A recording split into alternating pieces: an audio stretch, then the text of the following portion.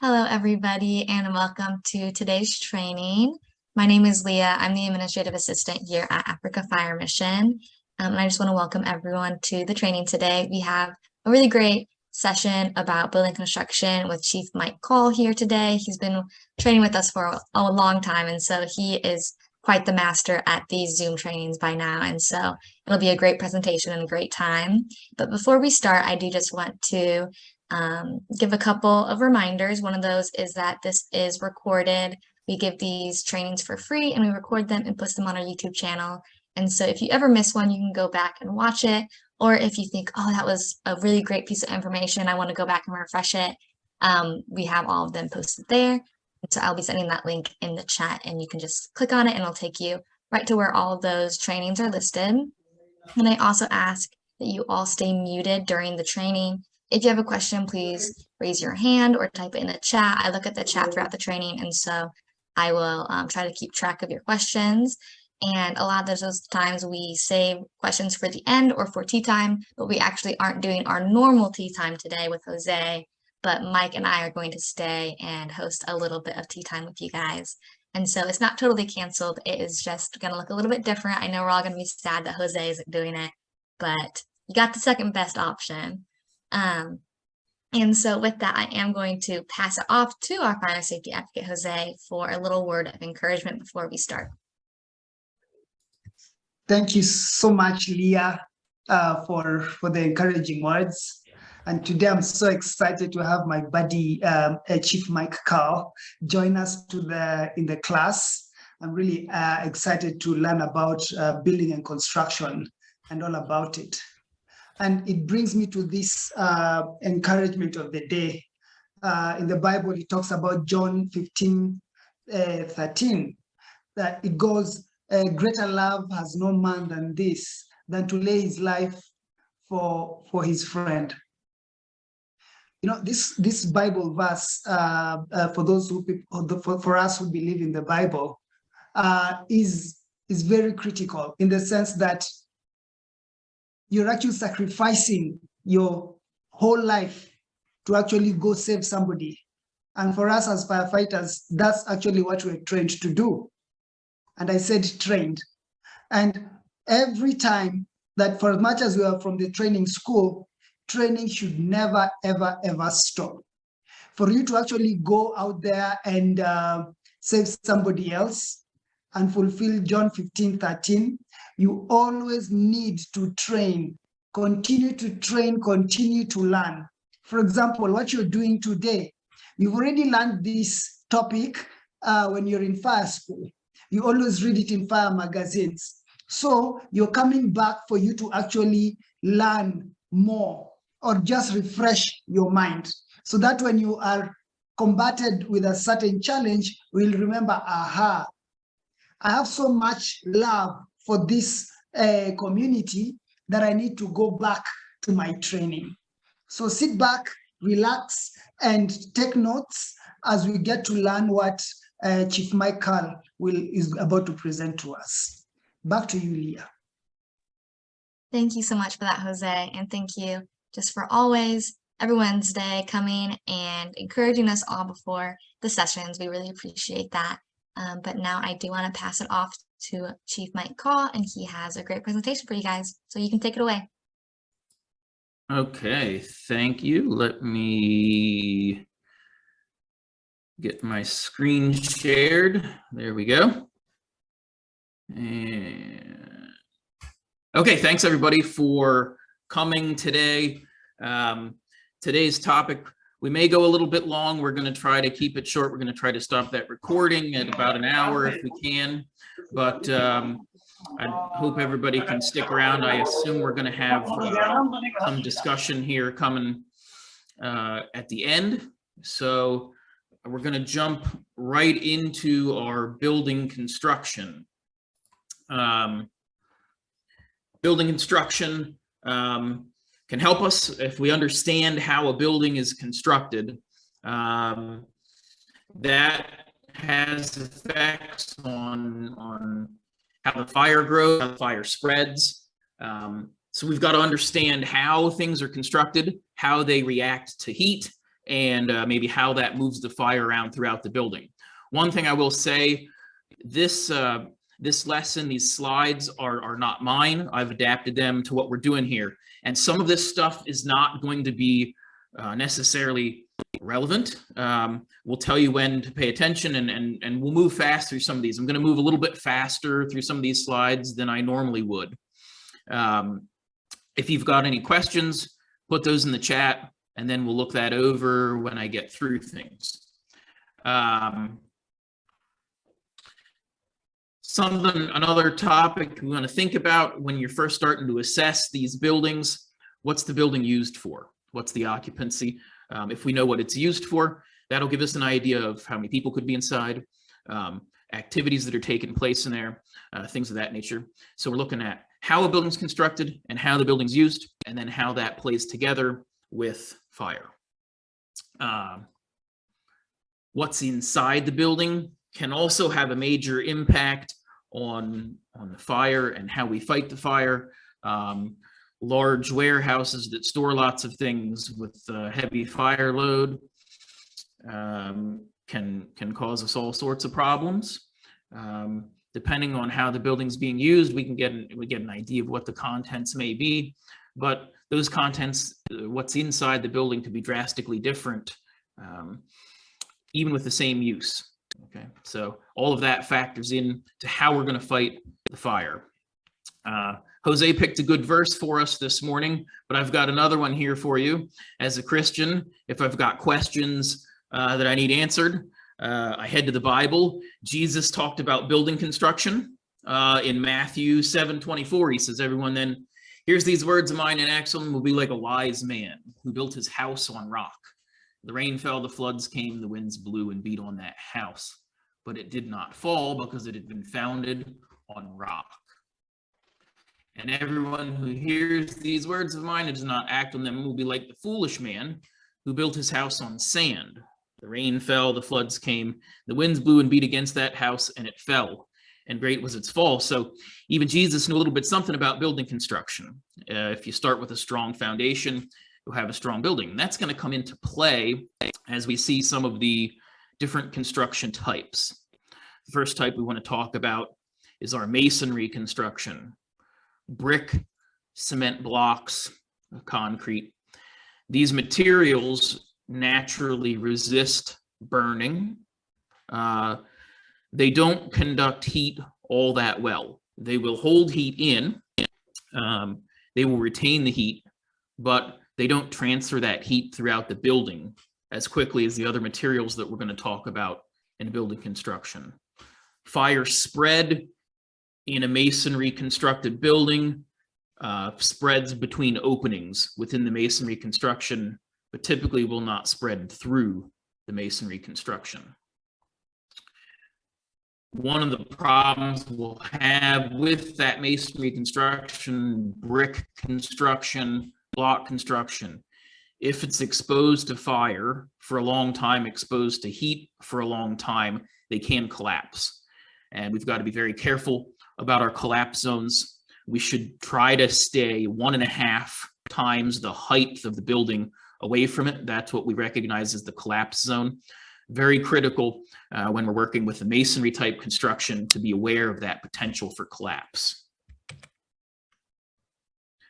Concrete, more specifically, is naturally fire resistive. It's the same poor conductor of heat, excuse me. This is sort of the interesting thing about concrete, is that it's strong under compression, but it's weak under tension. So when it's used for the construction of tall buildings, the weight of the building itself pushing down on the concrete will provide strength for the building, okay? When we start to get pressures that would cause tension or pulling pressures on concrete, it's weak. It can't hold up to that. Of course, once again, a long exposure to high temperatures can damage concrete. The term we use for that is spalling. And that's when the concrete is exposed to heat, and some of those surface layers will pop off, crack, and shatter. It's known as spalling. And that's an indicator, maybe an exterior visual indicator of what's going on the other side of a concrete wall. Okay, so we can use some clues to see what's going on based on that. Steel is a great construction material. It's the strongest material that's commonly used. Unlike concrete, concrete is strong under compression, weak under tension. Steel is strong both while it's being compressed or with a lot of weight on it, also as it's stretched. Either way, it's very strong. It will rust if it's exposed to air and moisture. It's not fire resistive. As steel is exposed to heat, it can bend, it can weaken, and we'll show some, I've got a couple pictures in here that'll demonstrate that. Steel's also a very good conductor of heat. So if we know that the building has steel framing, if we're fighting a fire on the first floor of a steel constructed building and that steel gets hot enough, we're going to need to check everywhere that that steel extends, because the heat could be conducted through that steel to higher floors, to other areas. So we've got to be very cautious that we check, understanding that steel is a good conductor of heat. The concrete and the masonry construction we talked about earlier are poor conductors. Here's my picture. There you can see that's a steel truss, and you can see that it's melted. When steel gets hot, it expands, it gets longer, it stretches. And anytime that we see any of that sagging, bending, stretching, any time we see that steel deformed somehow, that's a sign of imminent collapse of the building. So we need to be very cautious when we see that, that we're not putting ourselves in danger underneath of some sort of melted steel.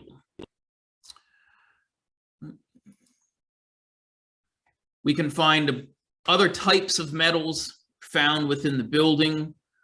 Aluminum is a common construction material. Aluminum will melt or drip away in the fire. When aluminum is exposed to intense heat, you'll find puddles of melted aluminum in the area. That can give us an idea of the intensity of the fire that we're dealing with. Copper is found in plumbing and in wiring. Copper melts very easily. The melting properties of copper, while we won't discuss that today, can be useful in fire investigation of electrical fires. There's some interesting properties of copper that can lead us to places where electrical fires started. That's a topic for a different day. Zinc is mentioned here as well as another metal that's used. Zinc is the metal that's used when you galvanize steel.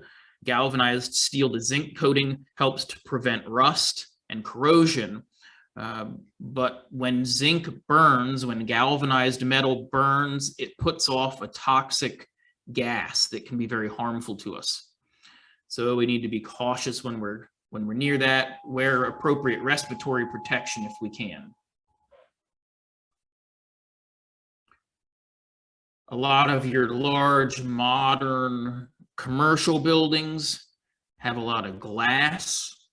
Glass, while it's not combustible, while it won't burn, it's not fire resistive. When it's exposed to high temperatures, the glass will typically shatter.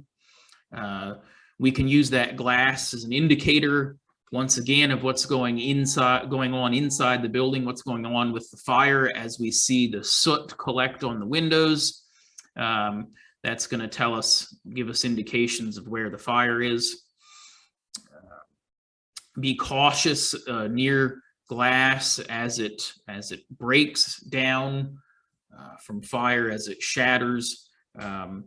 Be extra cautious around that. I'm not quite sure if you guys call this something different,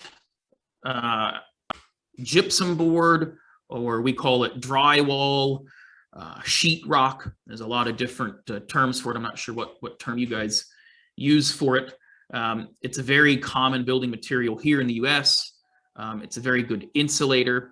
It does not burn well. There's a paper coating on the outside, and then it's a compressed material that provides fire resistance, and it also makes a nice smooth surface. So it's nice to it's nice for appearances. If we want to build a fire barrier into a building, we'll put a couple layers of gypsum board or drywall together to make a room more fire resistive, or to make a fire stop, prevent spread between sections of a building.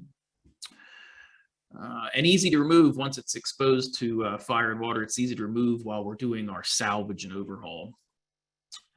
Wood is probably the most common building material that we see here in the US, and I'm sure it's one of the more common materials that you guys are going to deal with. They're now using what we call engineered wood products. We're using, and once again, you guys may have a different term for it, but you know, plywood are layers of wood that are glued together to make strength and to make large sheeting or sheathing. OSB, oriented strand board. A lot of these engineered wood products are made of wood chips and glue. So, and they're very conducive to burning. They can produce toxic gases while they burn. So we've got to be very careful with those. They burn quickly and they fail quickly once they begin to burn. Most important thing we have to think about with wood is that wood is a great, it's easy to burn, right? It gets weak when it's consumed by fire. And how quickly it will burn is dependent upon the age of it, you know, the moisture content of the wood. Has it been preheated by the fire somewhere else that contributes to its spread? And wood loses strength through that process of pyrolysis. And pyrolysis is the process where when something like wood is exposed to heat, it begins to release the gases, and those gases are what burn. That's where we get our fire. It's that process of pyrolysis. Sometimes we're seeing plastics used in construction. They're not usually used in any type of structural manner. A lot of times they're used as coatings. They're wall coatings that can be easily cleaned. There's two different types of plastic, a thermoplastic and a thermoset material. Thermoplastics melt and drip away as they burn. Thermoset plastics, you know, they lose their strength, they soften, but they don't melt. Plastics produce lots of toxic fumes, toxic gases, again, when they burn. So we need to use appropriate respiratory protection if it's available to us. Here in the US, we classify the construction by types, the 5 different types of construction. I'm going to talk about them. It doesn't matter the type number. It's barely relevant here in the US. It is certainly not relevant to you guys. I just want you to look at some of the different types of construction, understanding a little bit about them. Fire resistive construction means that every component of the structural components have to be non-combustible. So they're going to be made out of cement. If they're made out of steel, they're going to be coated with like a concrete slurry. They're used for very strong buildings that are very tall or very large. Special occupancies. You can see they don't provide fuel for the fire. The building itself will not burn, so it won't be fuel. Your fires in a fire resistive building will only be the contents. As I mentioned, the steel framing's got to be protected, typically with a slurry of concrete. The problem that we run into with this type of construction is while the building itself does not burn, it's just the contents. They're very hard to contain the fires, or the fires are well contained, so they're very hard to ventilate and let that heat out. So the fires burn very, very hot inside. And then once they're exposed to those very high temperatures, we get those extreme conditions, we could see a building collapse, which has catastrophic results when we're talking these tall, large concrete buildings collapsing. Type 2 construction is a non-combustible. So this is similar to the first type, fire resistive, but it's not quite as the requirements are easier to meet. The steel can be exposed. It doesn't have to have that fire resistive non-combustible coating added to it. Again, used for taller buildings, large warehouses, factories, things like that. As with the other type we just talked about, the building itself will not contribute to the fire, and our fire is purely determined by the contents that are inside the building. What comes on the other side of that is that typically these types of buildings are used to store large volumes, lots of contents. So typically they're still going to have a very high fire load. Type 3 we call ordinary construction.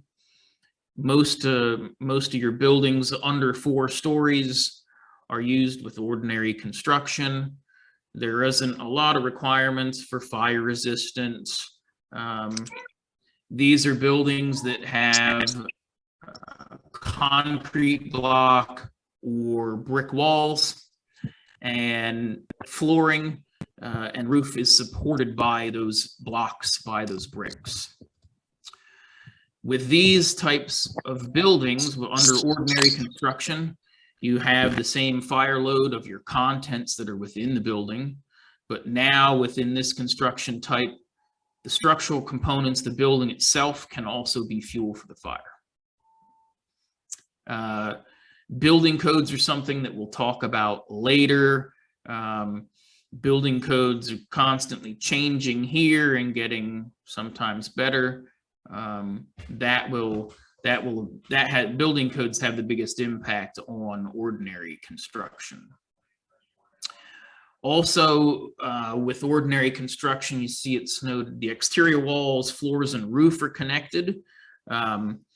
That may seem like, well, aren't all buildings like that? But with those fire resistive and non-combustible building types, a lot of times the exterior walls are what we would call a curtain wall. So the structure comes from the center of the building, not the outside of the building. So ordinary construction, the structure of the building is held up by the exterior, and in some of the other types, non-combustible, fire resistive, the structure is actually internal, and the external components like the roof and the walls are just attached to that. Heavy timber construction here is not used much anymore. If you can imagine the way the non-combustible buildings are conducted with those large metal beams, if you were to replace those with solid wood, that's our heavy timber type construction. With external walls, the outside walls will be made of masonry type products, bricks or block. The interior will be supported by large heavy wood timbers. This type of construction was used for its decorative properties. So the large beams were typically exposed, which from firefighting perspective was nice because there aren't any hidden pockets where fire can grow. There's no concealed spaces, there's no voids that we would have to tear things apart to find the fire. These can be taller than ordinary construction, up to about 8 stories tall. Used for manufacturing, for storage, and we see them for Things like churches are very common as well. Wood frame construction. This is our last of our 5 types. And once again, you don't need to worry about the 5 types. And remember the 5 types. Wood frame construction is the most common that we have here in the US. Everything's made out of wood or other combustible materials. Typically, this limits them to about 4 stories. Earlier, I talked about engineered wood products. That's some of your wooden I-beams and trusses. They're using smaller dimensional lumber, smaller wood, and combining them together in order to make a truss or a beam, your support pieces. But typically, those are only strong enough to carry the calculated load of the building, which causes them to collapse as soon as they're exposed to fire. So we need to be extremely cautious anytime that there's engineered wood products. There's sort of no built-in safety, and we'll talk a little bit more about trusses. Later, trusses are what hold up your roof. There's 2 different styles of wood frame construction.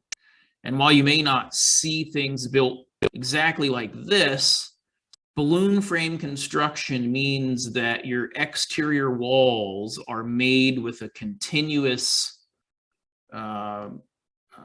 frame. So in a balloon frame construction, if we have fire on the first floor, that fire can travel up through the void spaces in the walls between the wall studs and transfer that fire quickly from the first floor to the roof. So even if the construction is not made with what we would call dimensional lumber here in the US, you guys, I see a lot of other non-dimensional wood being used in your construction styles. Be aware of, try to observe if that continues through the floors, or if it's built like a platform frame construction where you'll have one wall with a floor on top and a fire break in between before you have your next floor as you build up higher. If you've got questions about this, like I said, we'll get to those. If you can observe how buildings are being built within your area, if you have a knowledge of how to construct a building, if you've done it yourself, that's very valuable information as a firefighter, because it can help you to plan how you're going to attack the building. If it catches fire, it's going to give you an idea as to how the fire may spread throughout the building.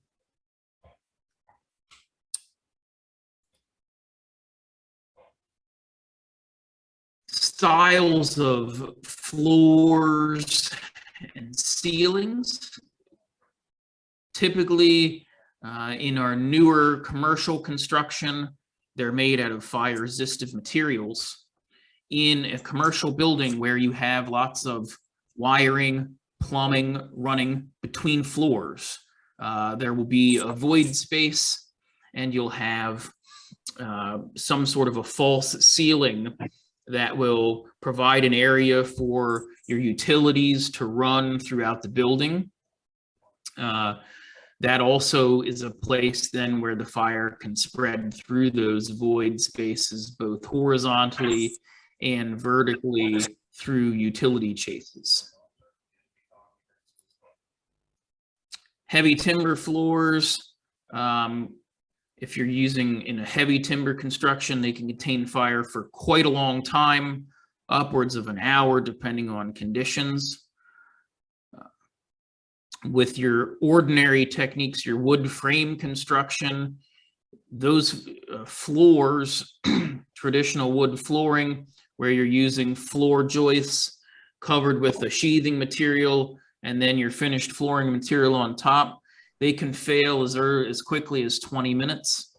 So we've got to be especially cautious that we don't fall through the floors when they're exposed to heavy fire. from below.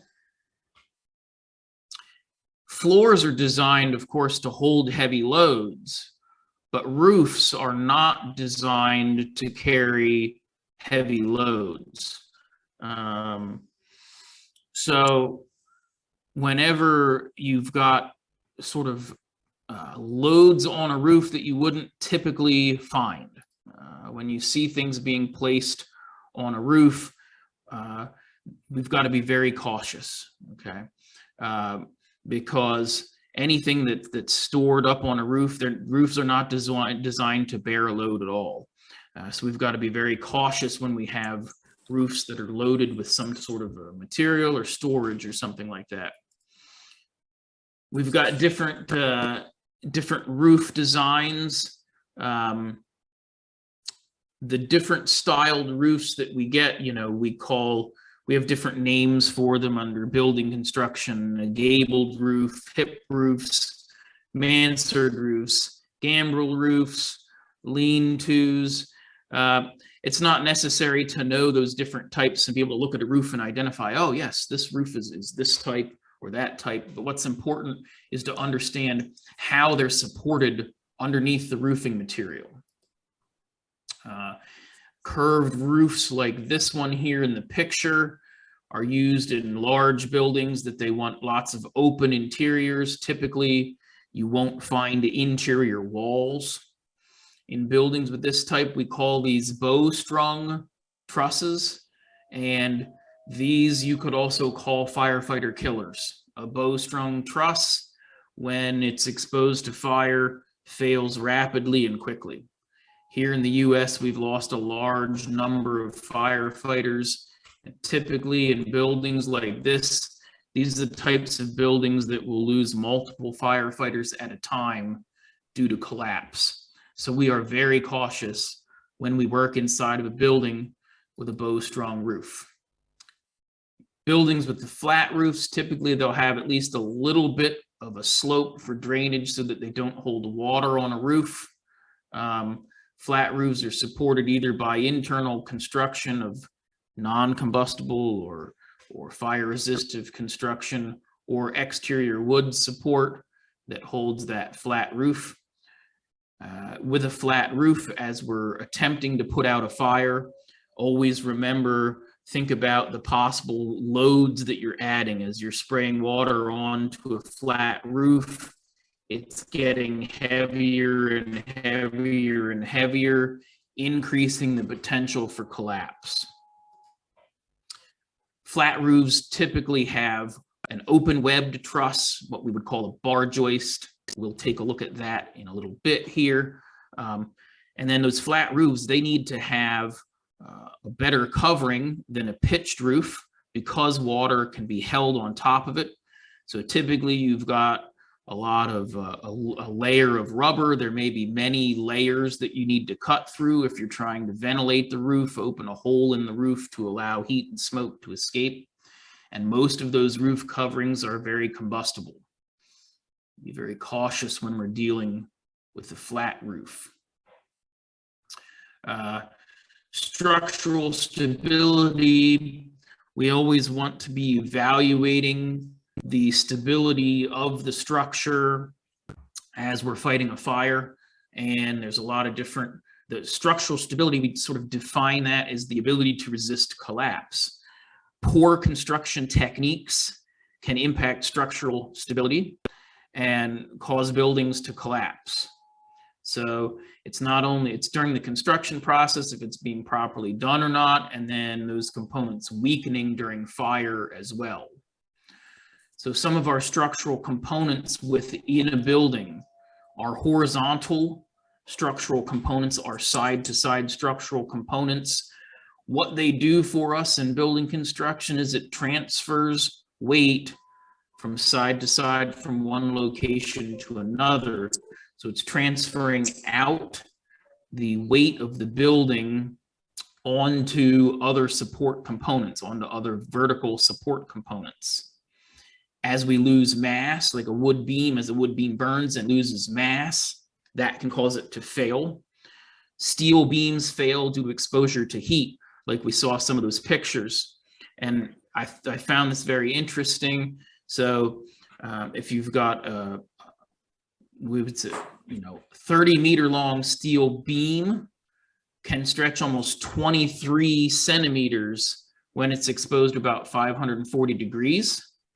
So just imagine that. I mean, that's a huge distance for a steel beam to actually stretch and expand as it's heating. So just imagine if the horizontal supports of this building stretching by that distance, what's that gonna do to the stability of the building, right? It's gonna lead to collapse. I-beams, I-beams have their strength on the top and the bottom flanges, and then they're just separated by that vertical web in the middle. I-beams can be made of steel, or this is one of those engineered wood products where you have a dimensional lumber on the top and the bottom, and then the load is distributed in between. This particular one is with what we call OSB, or oriented strand board. But what you have is solid wood on top, solid wood on bottom, supported by sawdust glued together. It's really what you've got there. When that's exposed to fire, it's going to burn very quickly. It's going to collapse very quickly, and it has the strong possibility of killing firefighters. So once again, very cautious when we see that type of building construction. Another type of horizontal support structure is something that we call cantilevered, and that's essentially when we have an overhanging component with weight on the back side of that overhanging component. It won't need a structural support underneath. So you'll see this on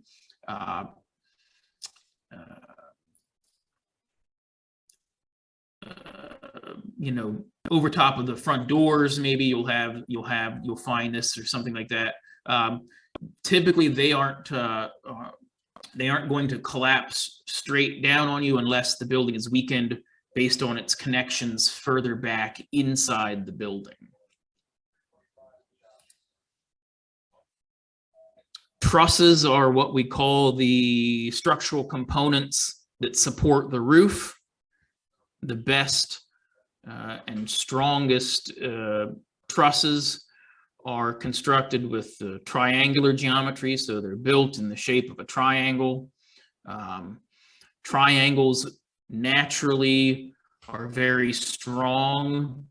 We use that triangle shape when we're working a vehicle accident, trying to support a vehicle. If we can build a tension buttress system using triangular supports, that will help us. So that's our strongest weight.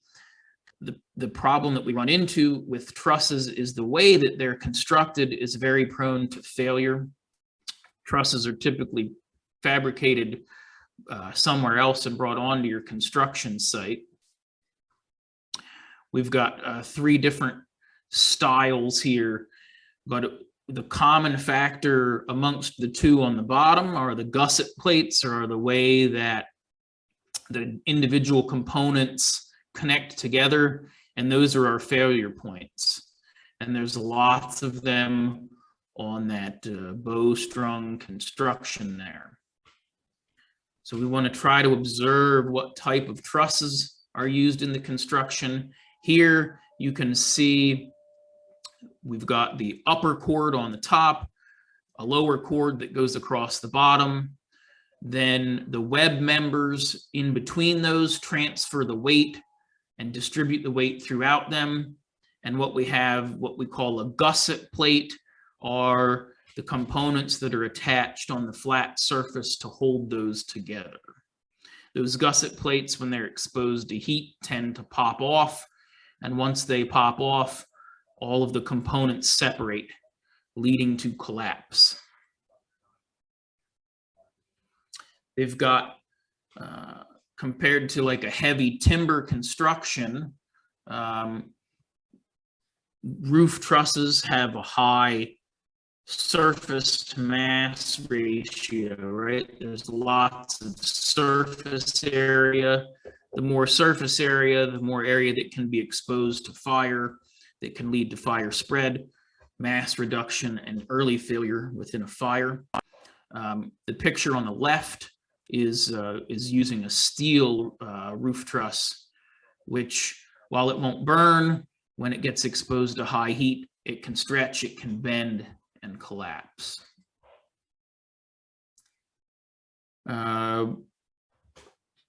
Trussed buildings, when there's fire, once again, little margin for safety. If one point of a roof truss fails, the entire truss fails. If someone decides that they need to cut through the bottom cord of a roof truss, it significantly weakens the roof and can lead to collapse. There we reiterate with those steel trusses, right? 30 meters can stretch as much as 23 inches when exposed to about 540 Celsius, 1,000 degrees Fahrenheit.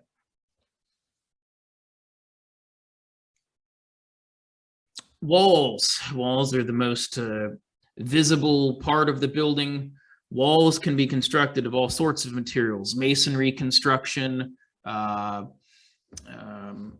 wood construction, but there's different types of walls. We've got load-bearing and non-bearing are the two that we really want to focus on.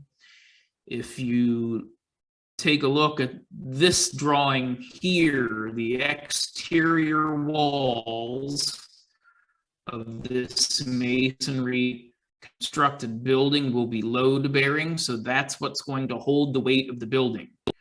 Interior walls within that building will be non-load-bearing.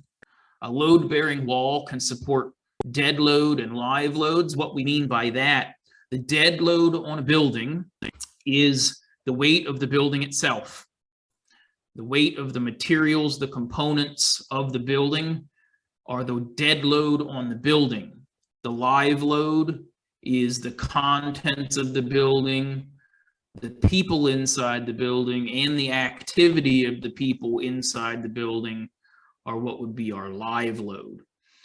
A load-bearing wall, if it's damaged, will lead to collapse of the building.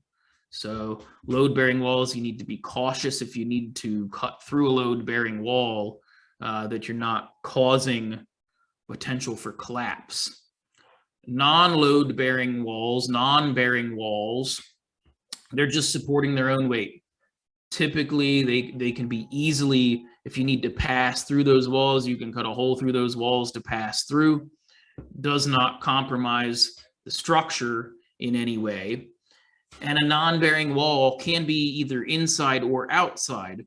As I was saying with the fire-resistive construction, the non-combustible construction, those exterior walls will be non-load-bearing. Okay. There's some examples of a non-load-bearing wall. They're just dividing off separate rooms. They don't have that structural support component. The specialized wall types, these are our firewalls. A party wall is if you have a building that has, two separate, you may have one building that half is owned by one owner, half is owned by another owner. They've got completely different uses between the two buildings.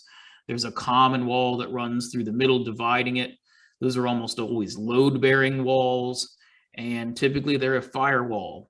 A firewall is a wall within the building that's designed to prevent fire spread. So it's constructed with fire-resistant materials. It may be a brick wall within a wood frame building used as a firewall, or if we use that drywall, gypsum board, whatever you may call that, if we put multiple layers of that together, here we use, and I'm not sure the conversion to centimeters for you, but 5/8 of an inch, double 5/8 drywall, 2 layers of 5/8 inch drywall will give 2 hours of burn resistance.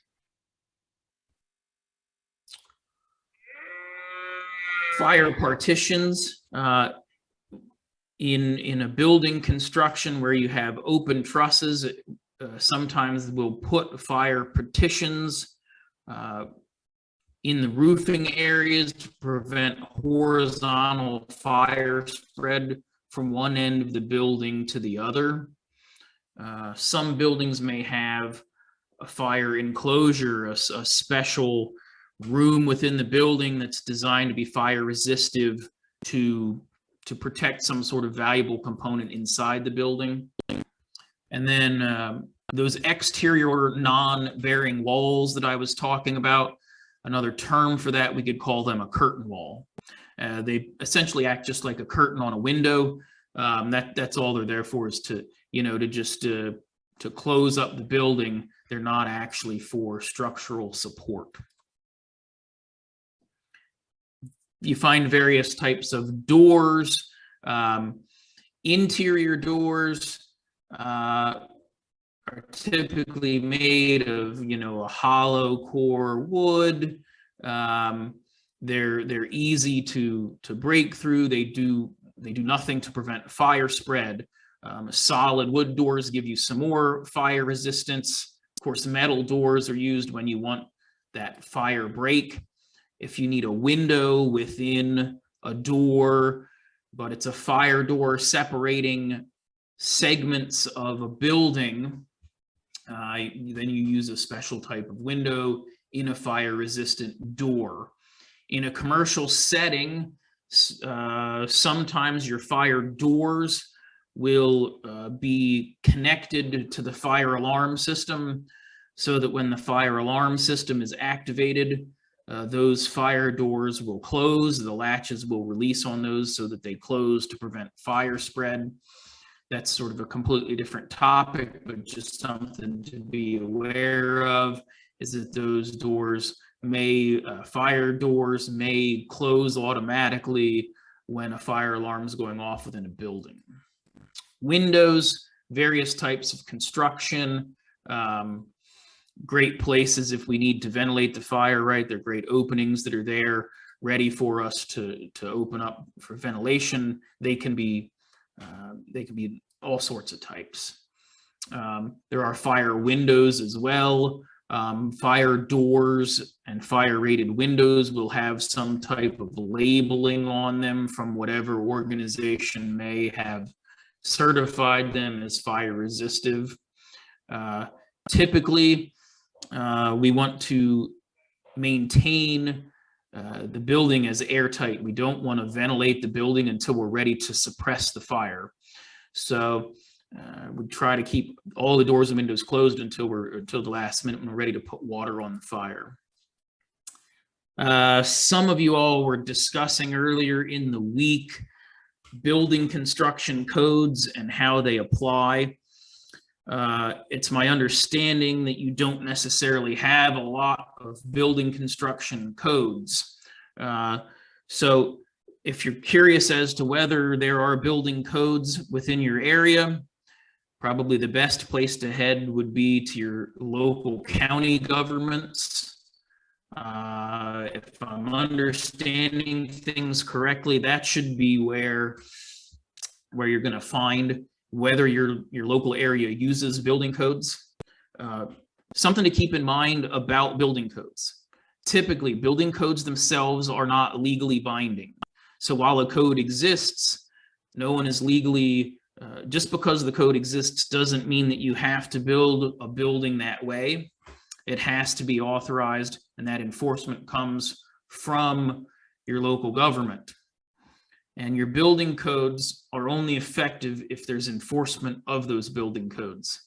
Something that you guys will run into, you have foreign investors that build some of your large commercial buildings, right? And they're built to they choose a standard, and it may be an international standard that they choose to build their buildings by. And all of the components may be there in the building, but they may not be hooked up. They may not be maintained. They may not be functioning properly. We've seen that a number of times in our work in Africa, that some of these buildings have a state-of-the-art system, but they aren't working. They aren't maintained. that can cause a big problem for you as firefighters, because it's not your responsibility to maintain those. It's not your responsibility to do code enforcement. And then you think, okay, we're going to be all right here because there's a fire sprinkler system, but then it's not actually hooked up to any reliable water supply, right? So just something to keep in mind. You guys were discussing some colored coding for piping systems. The most commonly used ones that you'll see throughout the world, your fire suppression plumbing will be labeled red. Why is that important to us as firefighters to know that? You know, we don't want to cut into one of those lines. We want to protect the fire system if the building has it, because that's there to help us out. So that red for fire system, that one's pretty common no matter where you go. The yellow, while this particular thing says flammable fluids, typically we find that as some type of a flammable gas, propane, natural gas, something like that. That yellow piping is important. We don't want to cut into that, right? If that's being exposed to heat, we want to try to cool the surrounding area as quickly as possible. Those are the two that you're going to see most often. If there is no building codes in your area and you're doing site visits of commercial buildings or something, those are the two that I would advocate to locally to request, could you paint the fire suppression plumbing red so that we can trace those pipes if we need to work with the system if there's a fire. Can you please paint your flammable gases piping yellow so that we see those, so that we can stay away from those. Just a little bit there on building code. And then I moved through this pretty quickly, so that's good. You've gotten sort of the bulk of the material. The last thing that I really want to talk about is some other styles of construction and some construction types that when you look at the picture, you guys can relate to and say, okay, yeah, now this is what I'm seeing construction wise. So Jose is going to recognize this. I stole this from a video that he posted. So this is in Mathare. All right, so this is, we would consider this wood frame construction. I have seen this construction style universal everywhere I go in Africa. I've seen this. I've been in Kenya, Malawi, Zambia, South Africa, Botswana, Zambia, Eswatini. I've seen this style of construction in every one of those countries. We've got to be cautious. It appeared these guys, as they were building it, they were connecting the horizontal and vertical pieces using long nails. I've seen this construction style where they're nailed together. I've seen this construction style where the vertical and horizontal pieces are attached using rope or using wire somehow tied or lashed together. Those are your points for failure. So if understand, watch, when something like this is being built, and then then they're going to cover this with tin, right? Metal roofing, tin walls. Okay, so that's going to hold in the heat. The fire is going to spread. There's not necessarily a whole lot that attaches our horizontal to our vertical pieces. So those metal nails, as they're exposed to heat, they're going to weaken, they're going to stretch. There's a potential for collapse there. Okay, so very commonly used. Nothing wrong with it. It works well. Be aware of how it's constructed and how it will react when it's exposed to fire. Little bit different version of that. Okay, this is with like a bamboo style material. Okay. But lots of potential fire load just in the structure itself. Okay, but very strong, good style here. if you're talking about masonry, this may be a little bit closer to what you'll see with a masonry type construction, using a block, using a brick or mud brick. So here our structural support comes from those outside walls. And then this style construction here, you know, they're adding their supports. These are not a pre-built truss that they're using to support that roof. So they're building those components in as they do that. So watch how it's designed, how it's put together, where our failure points are, where the guy is sitting right up there on top, okay, where all of those structural components are coming to a point there. If that area gets exposed to high temperatures, gets exposed to fire, that's where we're going to have the potential for collapse. And then once the roof components collapse, then what we have are freestanding exterior walls that can collapse one way or the other. So we want to be very cautious there. What happened here? I have one more slide, but it doesn't want to move on me. Let me see.